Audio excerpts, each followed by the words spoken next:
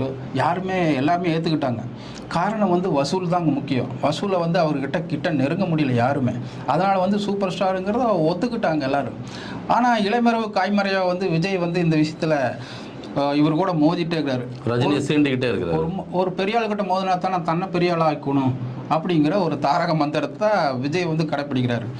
ஆனால் விஜய் வந்து சரி தன்னோட அவங்க அப்பாவுக்காக சில விஷயங்கள் விட்டு கொடுப்பாரு. அவர் வந்து பெருந்தன்மையோடு நடந்துக்குவார் ரஜினிகாந்த் என்றைக்குமே.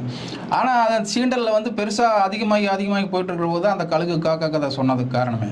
அதுக்கப்புறம் வந்து ஓப்பனாக வந்து சொல்கிறாரு, விஜய் உங்களுக்கு நான் போட்டியாக ரஜினிகாந்தும் இல்லை ரஜினிகாந்துக்கு போட்டியாக விஜயாக இருக்கிறது இது ரஜினிகாந்த் வந்து விரும்ப மாட்டார். அதே சமயத்தில் விஜய் உங்களுக்கும் அதுக்கு நல்லதில்லை அப்படின்னு சொல்கிறார் ஓப்பன்.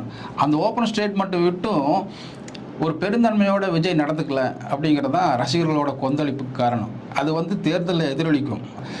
ரஜினியே வந்து விஜய்